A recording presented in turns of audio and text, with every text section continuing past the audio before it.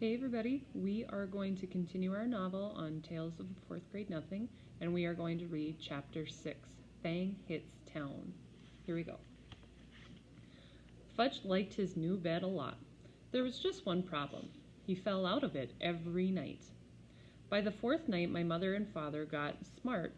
They pushed the bed against the wall and surrounded the other side with chairs. Now there was no place for Fudge to fall. But every morning my mother found him curled up in one of the chairs. My father said they could have saved their money, since Fudge was so happy sleeping in an old chair. On Saturday we had to go to the dentist. He wanted to check Fudge's mouth again, to make sure everything healed all right since his flying experience. Dr. Brown is an old friend of my father's. They went to school together. He's always saying he takes special good care of me and Fudge because we're chips off the old block being my father. His office is on the other side of the park. It's near Madison Avenue. My mother said we'd make a day of it, and wouldn't that be fun? I'd rather go to the movies with Jimmy Fargo, I told her. But we'll have such a good time, my mother said. The three of us will go out for lunch, and then we'll get new shoes for you and Fudge. I've been out to lunch with Fudge, I reminded her. He's growing up, Peter. He knows how to behave now. I'd still rather go to the movies with Jimmy. Well, you're coming with me, and that's that. I wasn't looking forward to my day, and Saturday morning is always the best day of the week. Every Saturday morning I clean out Dribble's bowl. Sometimes if Fudge is very good, I let him watch. I do it in the bathroom. First, I take Dribble out of his bowl and let him crawl around in the tub. I'm afraid to put him down on the floor. Somebody might step on him. But in the tub, I know he's safe. Next, I take the rocks out of his bowl and wash them. The last thing I do is wash the bowl itself. I really scrub it. I even rinse it 2 or 3 times to make sure all the soap is out. When I'm done with that, I put the rocks back in and fill it with just the right amount of water. After I put Dribble back in his bowl, I feed him. Usually he goes right to sleep on his favorite rock. I guess running around in the bathtub really makes my turtle tired. Today I finished with Dribble just in time. My mother was rushing, mumbling about getting us to Dr. Brown's office in time for our appointment. When we were outside, we took the crosstown bus. Then we walked a few blocks to his office. As soon as the nurse saw Fudge, she said, "How's my favorite patient?" She gave him a hug and a little book to read. To me, she said, "Good morning, Peter." It burns me up the way people treat Fudge. He's not so special. He's just little, that's all. But someday he's going to be 9 years old too.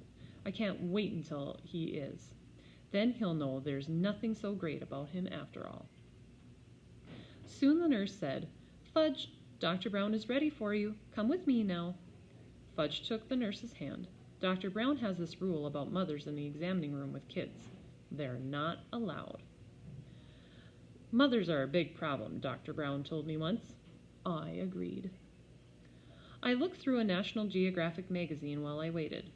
After a few minutes, the nurse came out and whispered something to my mother. I looked up, wondering what the big secret was. Then my mother said, "Peter, Dr. Brown would like you to help him with Fudge." "Help him," I said. "I'm no dentist." The nurse said, "Peter, dear, if you'll just come with me, I'm sure everything will work out fine." So I went with the nurse. "What do I have to do?" I asked her. "Oh, not much. Dr. Brown just wants you to show Fudge how you open your mouth and how he checks your teeth." "What do I have to do that for?" I asked. "I don't need a checkup yet. I just had one last month."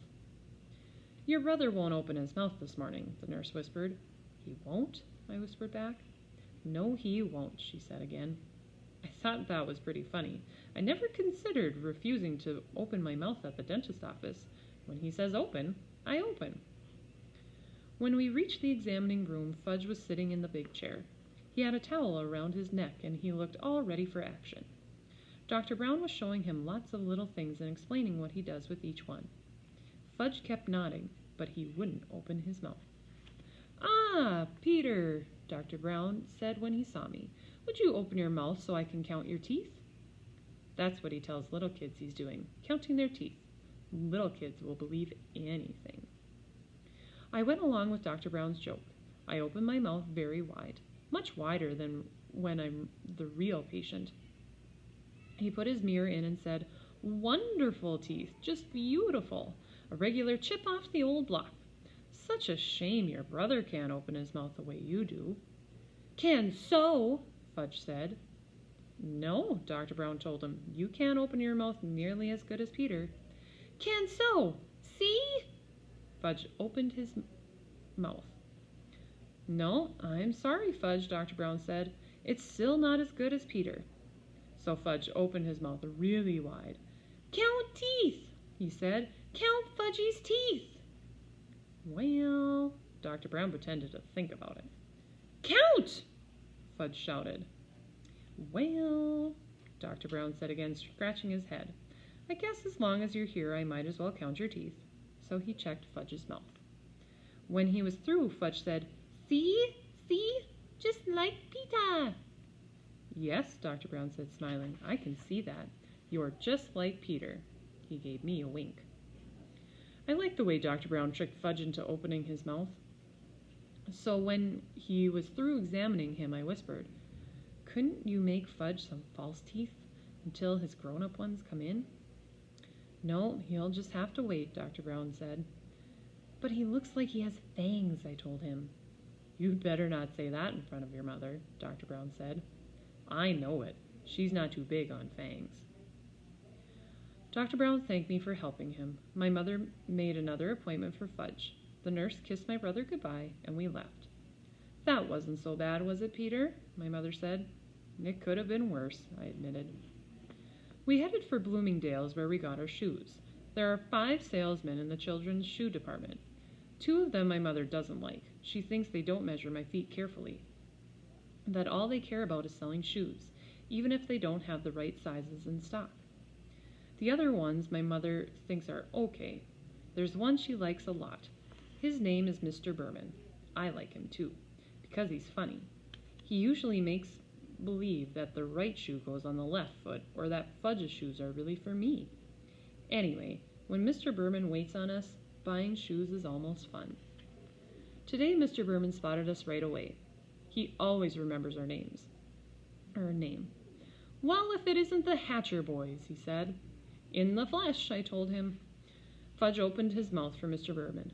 "See? See? All gone!" "His teeth," my mother explained to Mr. Berman. "He knocked out his top 2 front teeth." "Well, congratulations," Mr. Berman said. "That calls for a celebration." He reached into his jacket pocket and pulled out 2 lollipops. He handed one to me and one to Fudge. "Ooh," Fudge said, "lolly." Mine was root beer flavored. I hate root beer. But I thanked Mr. Berman anyway. "I'll save it for after lunch," I told him, handing it to my mother. She put it into her purse. Fudge got a lemon lolly. He ripped off the paper and started sucking right away. "Now then, what'll it be, boys?" Mr. Berman asked. My mother answered, "Brown and white saddles for Fudge and loafers for Peter." "Okay, Peter, let's see how those feet have grown." I slipped out of my old shoes and stood up. I stuck my left foot into Mr. Berman's foot measure. Then he turned it around and I put my right foot in. That's another reason why my mother thinks Mr. Berman is good at selling shoes. He measures both feet. Some other salesmen only measure one. My mother says feet can be different sizes, even on the same person. And it's important to make sure the size fits the biggest foot. "What color loafers, Peter?" Mr. Berman asked. "Brown," I said, "same as my old ones." When Mr. Berman went into the back to look for shoes for me, my mother noticed a hole in the toe of my sock. "Oh, Peter, why didn't you tell me you had a hole in your sock?" "I didn't know I had one," I said. "Oh, I'm so embarrassed."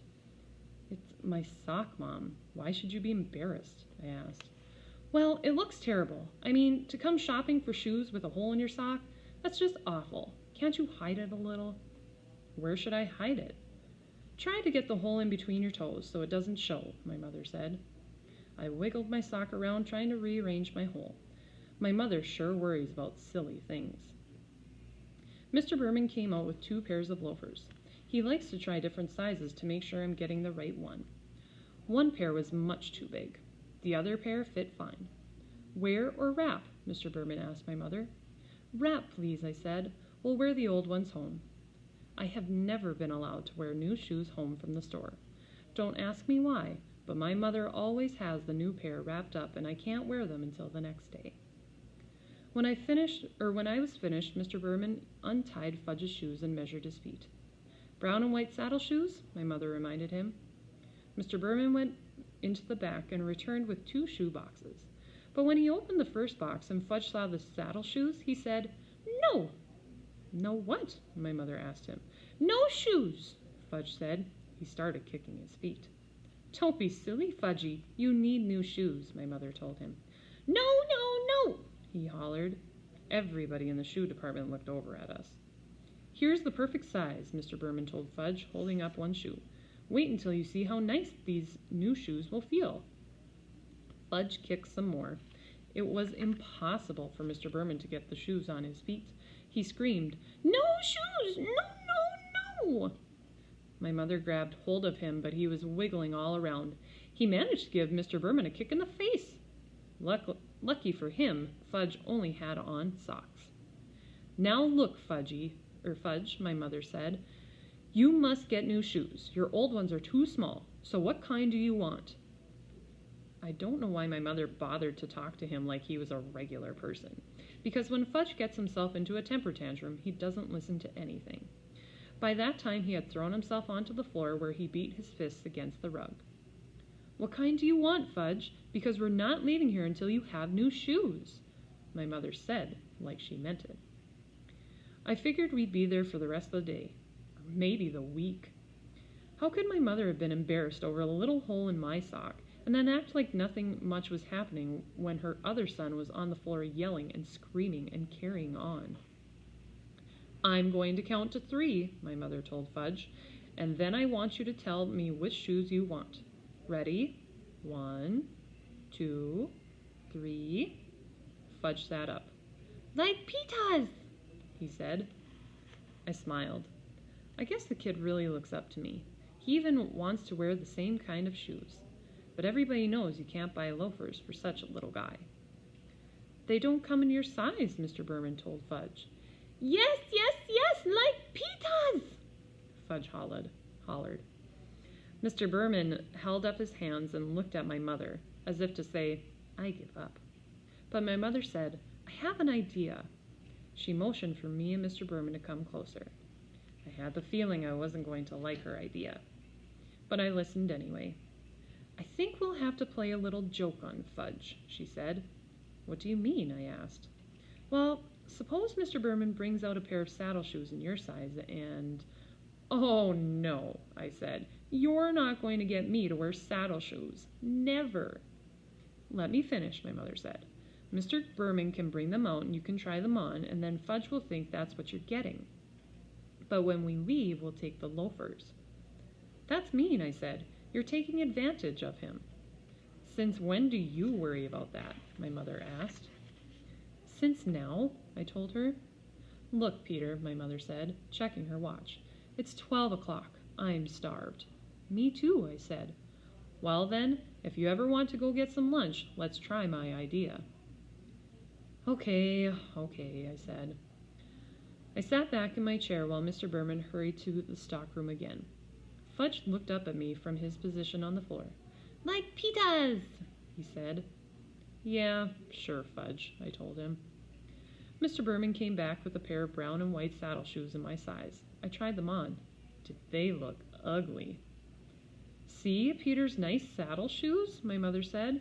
"Now Fudgy tries on his nice saddle shoes." Fudge let Mr. Berman get him into his new pair of shoes. "See," he said. "See, like Pita's." He held up a foot. "That's right, Fudge," I said, "just like mine. You sure can fool little kids easy." "Wear or wrap?" Mr. Berman asked my mother, while Fudge walked around in his new shoes. "Wrap, of course," he said. I wondered what my mother would tell Fudge tomorrow when I wore my new loafers. Oh well, that really wasn't my worry. It was her idea. When Fudge was back in his old shoes and our package was ready, Mr. Berman gave my brother a striped balloon. He offered one to me, too. I refused. How could he think a person in 4th grade might want a shoe store balloon? That wasn't so terrible, was it, Peter? My mother said as we left the store. It wasn't, I asked. Well, it could have been worse, my mother said. I suppose, I answered. We went to Hamburger Heaven for lunch. We sat in a booth. Fudge tossed his balloon around while my mother ordered for him and then for herself. I ordered my own lunch, a hamburger with everything on it and a chocolate milkshake. Fudge was getting a kiddie special, meaning a hamburger without the roll, some mashed potatoes, and a side order of green peas. When our lunch was served, my mother cut Fudge's hamburger into tiny pieces, which he shoved into his mouth with his fingers. Then she handed him a spoon and told him to eat his mashed potatoes. But instead of eating them, he smeared them on the wall. See? He said.